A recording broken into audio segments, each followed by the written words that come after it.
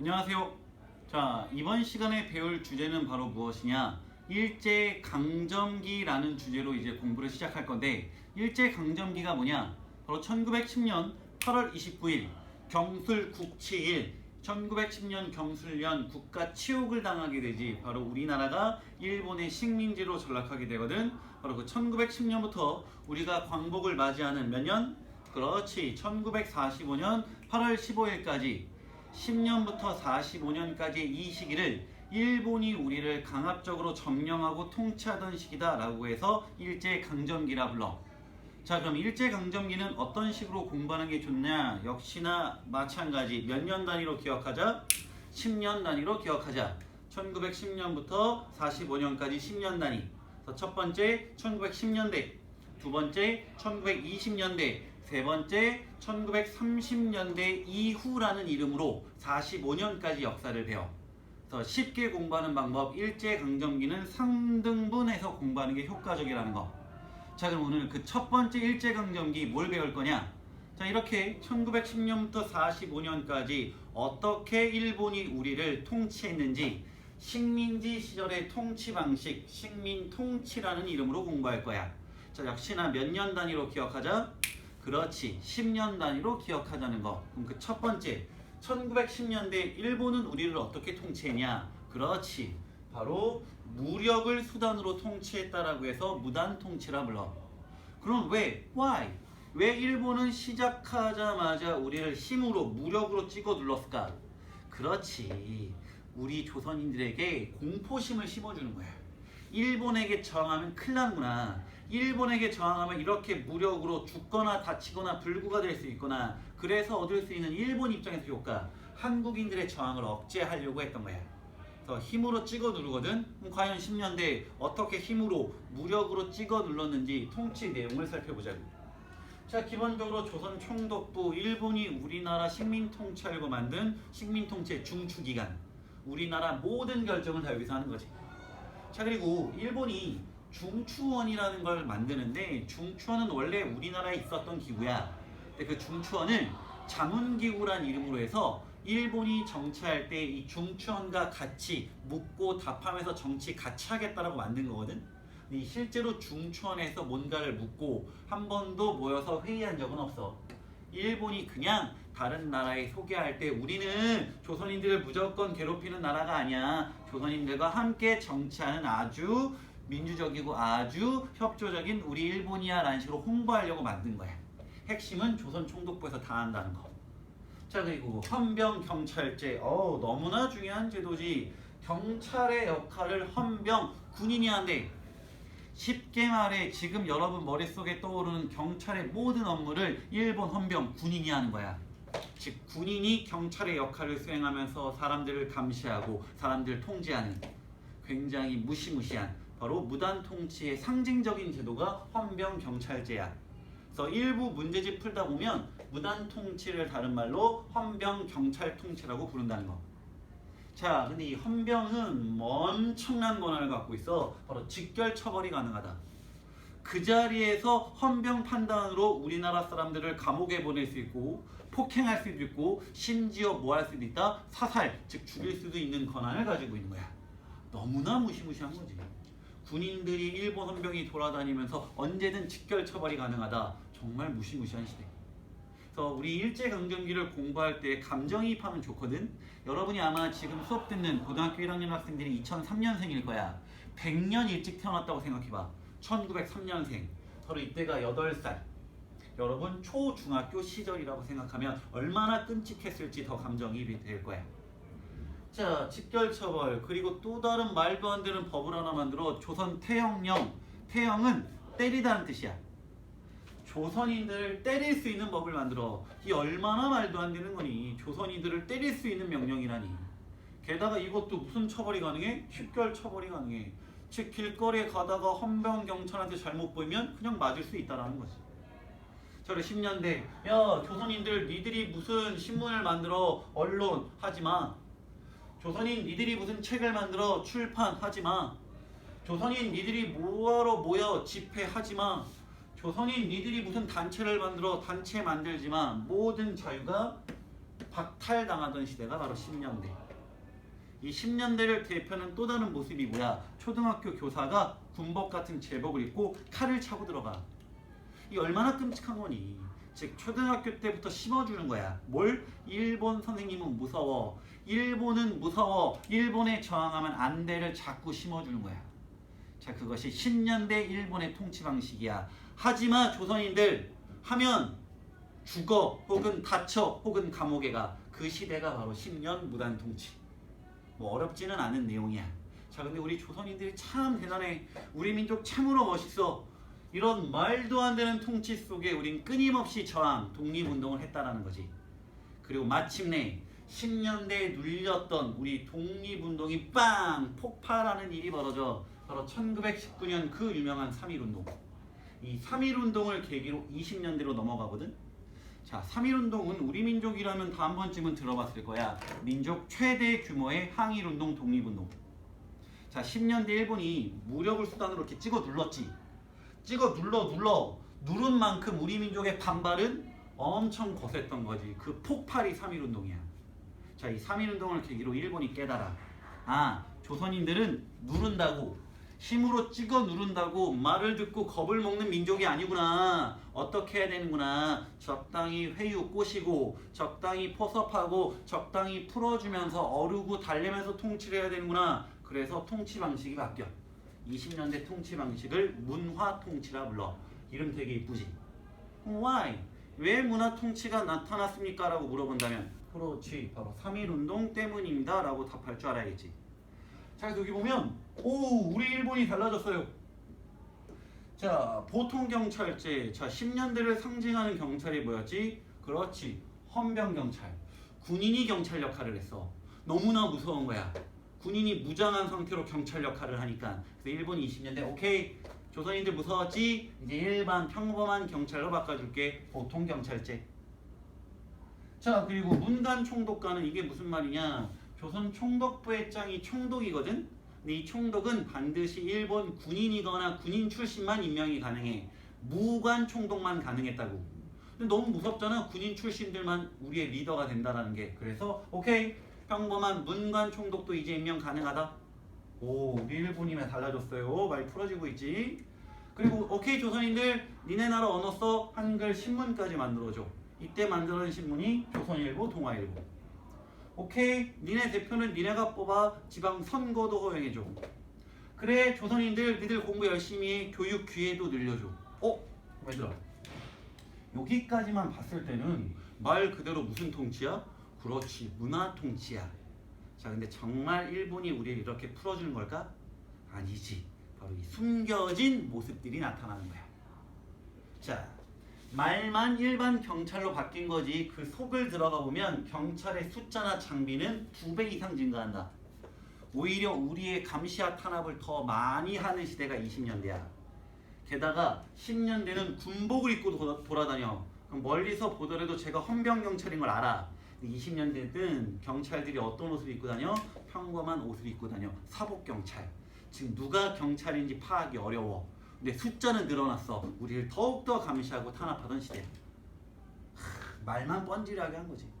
문관 총독 가능. 하지만 임명된 적은 단 한 번도 없다. 계속 군인 출신만 총독. 지금 말만 가능한 거지 된 적은 없어. 한글 신문 만들어줘. 단 미리 사전에 일본이 다 읽어봐. 사전 검열. 그래서 일본을 비난하거나 비판하는 글들은 어떻게 했을까? 삭제, 지우도록 명령하고, 말 안 되면 신문사, 신문 만들지 마! 이렇게 막기도 하고. 말만 허용이 실제는 지네 입맛에 맞는 일본 찬양하는 기사만 허용했던 거지. 지방선거 가능해. 단 친일 자산가, 일본에 협조하는 돈 많은 애들만 이런 게 선거에 참여할 수 있어요. 이게 뭐야? 교육기회 늘려줘. 근데 초등교육과 기술교육만, 즉 말길 알아들을 수 있게 초등교육만, 그리고 일본이 시키는 일, 노동할 수 있게 기술교육만 시켜주는 거야. 약간 고급지게 설명하면 우민화 정책이라 부르거든. 어리석을 우, 민, 백성을 어리석게 만드는 거야. 조선 사람들 말 잘 듣는 노동자로 만들려고. 이게 문화 통치의 숨겨진 모습이야. 그래서 우린 문화 통치를 다른 말로 뭐라 그러냐? 말만 뻔질하게 문화 통치라고 했지 그 실상을 살펴보니 오히려 우리 민족을 더 탄압하는 거야. 그리고 이때 일본이 친일파들을 엄청 양성하거든. 꼬시는 거야. 그래서 20년대 통치가 더 감시가 심하고 더 활동하기 어려워. 그래서 우리는 일본이 우리를 속였다. 기만적 통치라 부르기도 한다는 거. 자, 이것이 바로 20년대. 근데 20년대에 보너스 지식 하나 더 알려주면 어떤 걸 알아두면 좋으냐? 치안 유지법이라는 법을 일본이 만들거든. 이때가 20년대 딱 중간 1925년이야. 이 치안 유지법은 일본의 독특한 제도지 천황에 대한 존재를 부정하거나 사유재산 인정, 즉 자본주의를 비판하는 자들을 잡아들이려고 만든 법이야. 자, 이게 무슨 말이냐? 3.1운동 이후 우리나라 사회주의가 들어오거든. 사회주의자 탄압하려고 만든 법이야. 근데 플러스 치안유지법은 사회주의자도 탄압하려고 만들었지만 사실 누구를 타겟팅으로 더한 거냐? 이 당시 독립운동가들을 잡아들이는 법이야. 그래서 이 치안유지법의 제정으로 우리나라 독립운동가들은 더욱더 많은 탄압을 받게 되는 거지. 20년대를 대표하는 법. 자, 이랬던 20년대가 끝날 무렵 1929년 전 세계적으로 경제 대공황이 벌어져. 자, 경제 대공황을 간단하게 얘기하면 공황, 패닉, 앞에 큰 패닉, 너무나 큰 문제가 발생해서 어찌할 수 없는 상태야. 어디 분야가? 경제 분야. 쉽게 말해 세계 경제가 아작난 거야. 미국에서 시작된 이 경제 위기는 미국 경제에 의존하던 유럽 경제를 파탄시켰고, 미국과 유럽 경제가 파탄나 그 밑에 지배당하고 있던 3세계, 바로 아시아, 아프리카 경제가 무너져 전 세계 경제가 아작난 거야. 그럼 얘들아, 문제가 발생하면 해결해야 될 거 아니야. 이 같은 세계 경제 대공황을 어떻게 해결하냐? 미국 같은 경우는 루즈벨트 대통령이 뉴딜 정책, 즉 훌륭한 정치가가 정책으로 해결을 해. 반면에 영국과 프랑스와 같이 많은 식민지를 보유한 나라들은 누구를 이용해서 경제 문제 해결했을까? 그렇지, 식민지들을 이용해서 경제를 해결해. 영국과 프랑스처럼 식민지가 많은 국가들은 식민지를 묶어 블록으로 블럭. 그래서 식민지들에게 자기의 경제 문제를 식민지를 통해 해결했던 거지. 자, 그러면 훌륭한 정책으로 해결할 수 있어? 식민지가 많으면 해결할 수 있어? 그럼 어떤 아이들이 문제일까? 정책도 없고 식민지도 부족했던 나라들. 당시 대표적으로 독일, 이탈리아, 일본. 그럼 이 세 나라는 어떻게 이 위기를 해결했냐? 정책도 없어, 식민지도 없어. 식민지 없으면 만들면 돼. 그래서 독일, 이탈리아, 일본은 다른 나라를 쳐들어가는 침략, 전쟁을 일으키면서 경제 문제를 해결하려고 해. 그래서 30년대 나타났던 독일에 침략할 때 내세웠던 게 뭐야? 바로 히틀러, 나치. 이탈리아, 무솔리니의 파시스트. 일본, 군대가 집단으로 일본을 지배하겠다. 일본의 군국주의. 그런 것들이 이때 등장하게 되는 거지. 그럼 정리해보자. 경제 대공황에 대한 해결책으로 나왔던 건 정책, 식민지를 활용한다. 식민지를 만드는 침략 전쟁을 일으킨다. 근데 우리를 지배하고 있던 일본은 어디에 속해? 그렇지, 식민지를 만드는 침략 전쟁을 일으키게 된다고. 그래서 30년대 일본이 무려 3번이나 전쟁을 일으켜. 30년대 이후 1931년 만주 지역을 쳐들어가. 만주사변. 1937년 중국과 싸워. 중일전쟁. 40년대로 가서는 미국과도 싸워. 태평양 전쟁. 자, 그러면 30년대 이후 일본은 전쟁을 무려 몇 번 일으켜? 3번이나 일으키는 거야. 그럼 얘들아, 전쟁을 하려면 엄청난 것들이 필요해. 뭐가 필요할까? 그렇지, 인적 물적전, 전쟁 물자가 필요해. 이 엄청난 전쟁 물자를 일본은 당시 가지고 있던 식민지 어디를 이용해서 전쟁 물자를 확보했을까? 조선.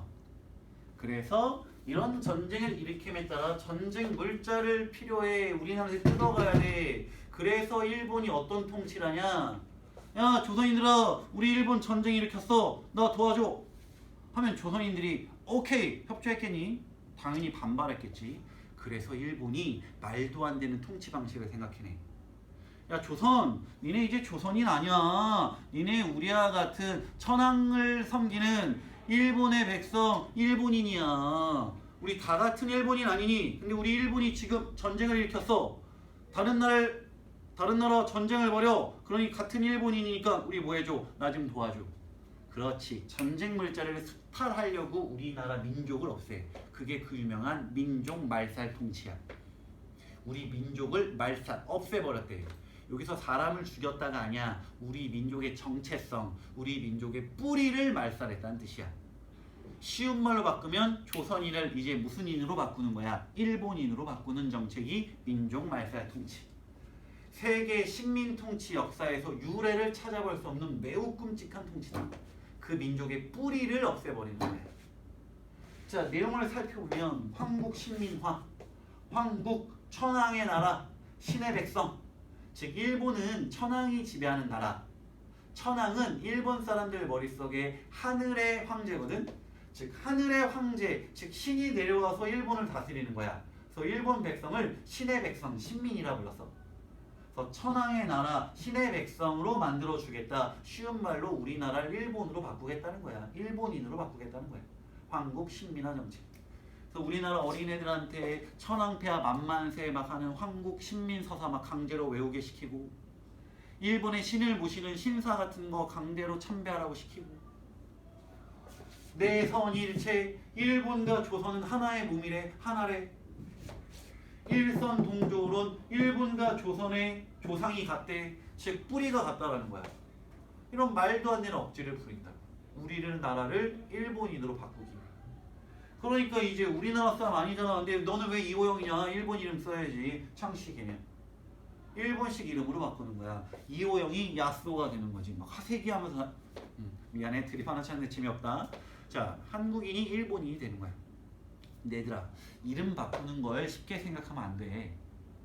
내 이름 이호영, 나 덕수이씨, 이율곡 후손이거든? 그럼 내 이름이 야스오 혹은 나카무라로 바뀌는 순간 우리 가문, 이율곡 가문 자체가 어떻게 되는 거야? 없어져 버리는 거야. 사라져 버리는 거야. 우리 민족의 뿌리를 바꾸는 게 창씨개명이야. 이름 바꾸는 거 쉽게 생각하면 안 돼. 자, 그 다음 당연히 한국인을 일본인으로 만드는 건데 한국말 안 가르쳤겠지. 한국 역사 안 가르쳤겠지. 그럼 이 당시 30년대 이후 학교에서 국어 시간에 배우는 언어는 뭘까? 일본어. 국사 시간에 배우는 역사는 뭘까? 일본사를 배우게 되는 거지. 자, 그리고 당연히 한글 신문, 조선일보, 동아일보 같은 거 없애고. 왜? 한글 쓸 수 없으니까. 그리고 신사참배 아까 말한 강요하고. 즉 내용이 많지만 간단하게 압축하는 영상이라 쉽게 설명하면 30년대 이후는 조선인을 무슨 인으로 바꾸는 거야? 일본인으로 바꾸는 거야. 자, 여기까지가 일본이 우리를 지배했던 통치 방식인데, 자, 공부 요령. 시대 구별이 가능한가? 10년대 통치와 20년대 통치와 30년대 이후의 통치를 구별할 수 있는가? 이게 포인트야.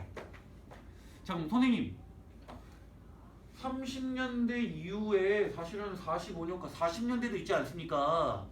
근데 왜 40년대를 따로 안 배우냐면 뭐 5년 정도밖에 안 되고, 그래서 일반적으로 그냥 30년대 이후라는 단어로 30년부터 45년까지 묶어.